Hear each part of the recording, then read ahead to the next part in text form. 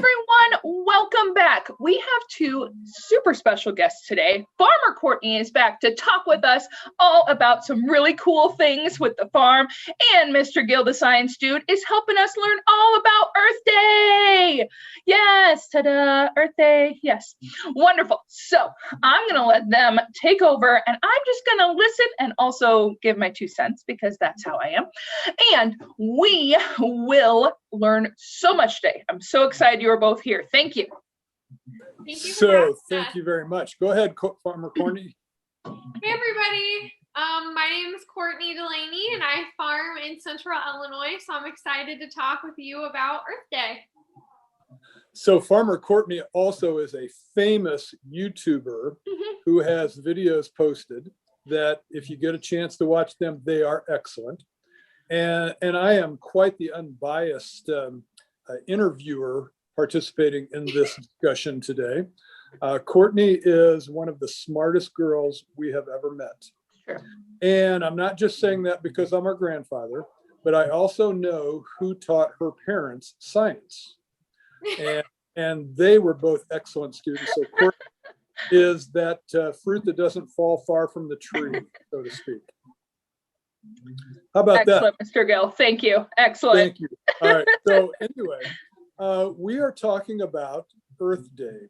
Now, Earth Day has been around for a long time. In fact, it started way back in 1970. And some other parts of those things we've already talked about in the previous part of my presentations. But what we wanted to get is some more specific things dealing with the changes that have occurred in farming over the past few years. For example, I was visiting with Courtney before we got started, and we were talking about just something simple like plowing. Now, when I was a kid, you couldn't walk through a field before they planted because they had just plowed it, and the clods of dirt and turning it over was about this high on one side and then about that much deeper on the other side, and it was really rough. And so with all the research that they have been doing in farming and the improvements with equipment and techniques, they have really increased the amount of food produced, which we'll talk about here in just a second, and all of the outcomes from farming are very positive. So my first question for Farmer Courtney, it's kind of hard for me to say that because I just call her Court. My first question is, our world has so many billions of people on it now, and the population has been increasing over, since day one when Adam and Eve started things. So we have depended on our farmers for feeding the world. And so what kind of things can you tell us, Courtney, about the changes that have been made and the things that you guys do on the farm to feed all the people that you're responsible for? All right, so I'll start off with a fact from the American Farm Bureau. In 1960, the average farmer fed 26 people, but today the average farmer can feed 166 people. So this comes a lot from technology and all the different things that we can now do with technology, like genetically modified seeds and knowing, the genetics allow us to use certain pesticides, which allow us to control our weeds, and that lessened weed pressure plays into how well our crops do and the yields. And these genetics also allow the plant to be able to grow faster, find nutrients better, have better metabolism of the pesticides that are being sprayed on them. And all of that plays a part in how well that plant can grow using less nutrients, less water, all of those things. So some different things that go along with conservation. A lot of this has to do with tillage practices. So how you mentioned the moldboard plow. The moldboard plow used to completely flip over dirt, completely turn it over. And this opened that ground up to erosion from wind and water, which is a really big deal in different parts of the country. Here on our farm, we rip in the fall, which is working about 9 to 11 inches deep. And this alleviates the compaction that we cause all year using heavy machinery. But then in the spring, we go in and we only work a couple inches deep to help prepare that seed bed. But both of these types of tillage, neither one is turning the ground completely over. It's just pulling through it and breaking that up so that the compaction isn't there, but it's not completely turning over the soil and opening it up to all the elements. There's still residue on top of the ground, which also helps,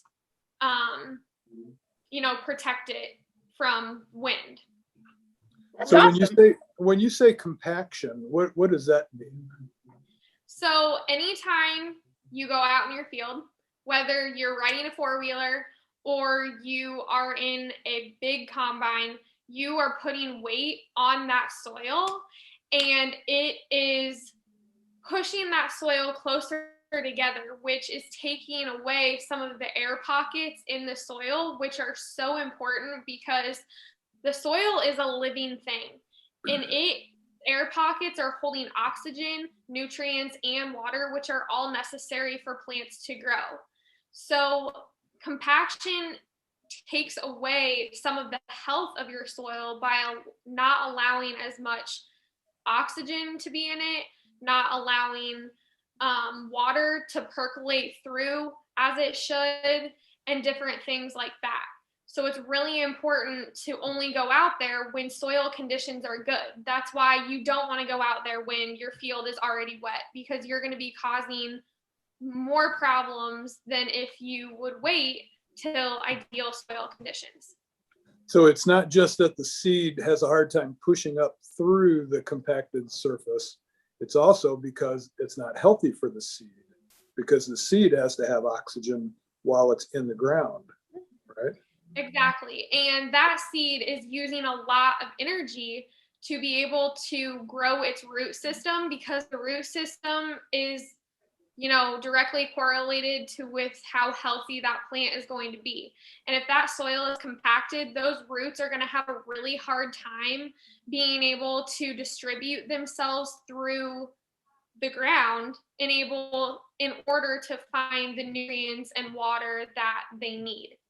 And so the moldboard plow, yes, it used to break up and turn over that soil, but it also created a plow pan, which was a very hard pan, so to speak, where roots would not be able to break through that and get in deeper, because it worked it so far, but it still made that lower layer so hard that roots wouldn't be able to work their way down any farther. And then they would have to grow laterally.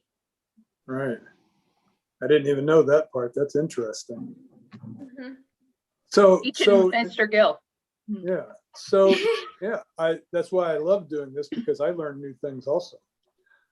So in terms of conservation, are you able now also to conserve your energy usage on the farm during planting and harvesting? In terms of tractors and equipment? Yeah. So is your equipment more efficient, or you're using it more efficiently also? Definitely more efficient. However, I am not exactly sure as far as equipment and tractors. I know they have come a long way in terms of being safer for the environment, but I don't know a lot of information on that. Oh, that's all right, because I'm just kind of thinking of stuff off the top of my head. We do know, the cars and trucks have better gas mileage. I was just wondering, I'm sure that's the case also with your tractors and your combine stuff too. It is. They don't burn near as much diesel fuel. Mm-hmm. And so another area that I was doing some research on the origin of Earth Day, and back in the 70s, we had issues with fish and other animals because of pesticide runoff, and it was causing problems with their reproduction and causing problems with their overall health and their lifespan, really impacted wildlife. And I know lots of changes have taken place. You mentioned herbicides just a little bit ago, but could you talk a little bit about the uses of herbicide and pesticide now, maybe compared to what it used to be? Yes. So now there are a lot more regulations in place, but first I'll start with the importance of using pesticides.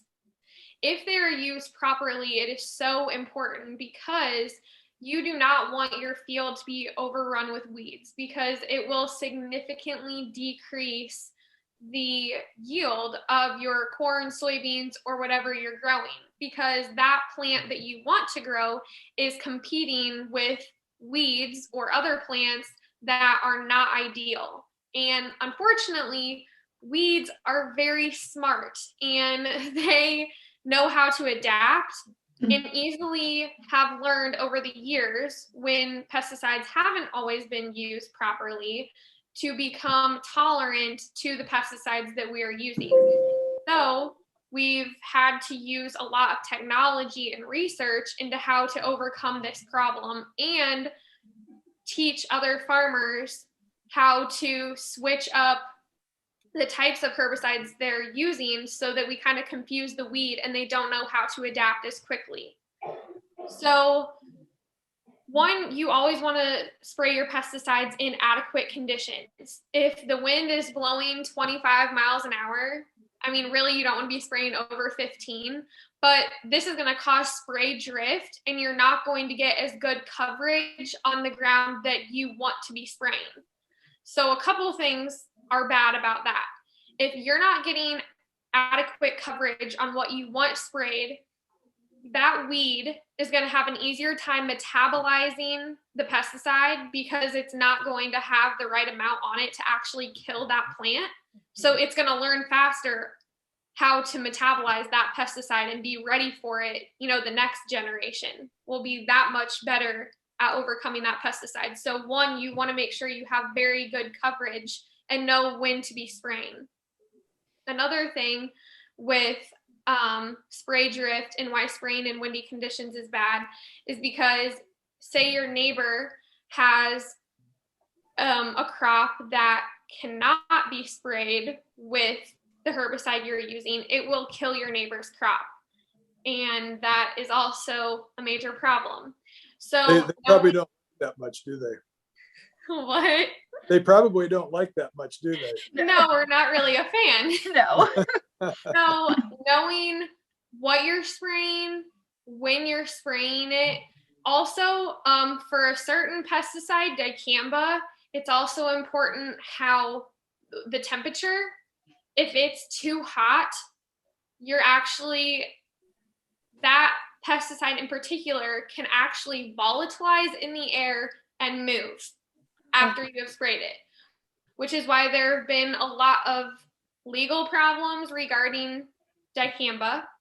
However, farmers are beginning to run out of options if we do not utilize what we have correctly, and it's becoming harder and harder to do that because weeds are getting very smart and we're having trouble finding new ways to take care of them.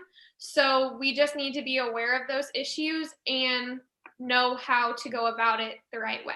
Yeah, that's similar to the medical field with antibiotics then, right? Mm-hmm. Yep. So what kind of insect problems do you have to deal with?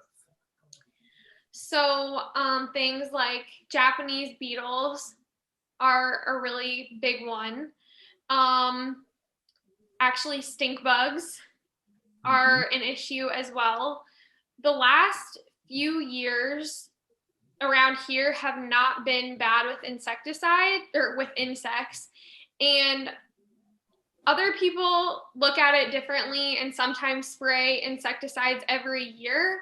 However, on our farm, we like to make sure that we are only spraying them if we see significant amount of damage on our crop to the point where we know we're losing yield, because that insecticide will kill both the good insects and the bad insects.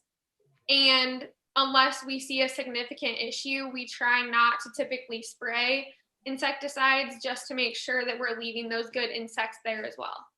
So when you say good insects, why are they good? Things They that don't smell aren't like eating on stink our bugs. plants.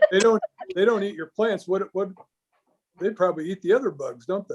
Yeah. Yep. Ooh. That's why we like spiders. Yeah. More in our fields than our houses, though. I'm sorry. Yeah, Agreed. I'm not real fond of spiders in the house either. No. You know, Courtney, every time I talk to you, I learn so much more. It's just so much fun.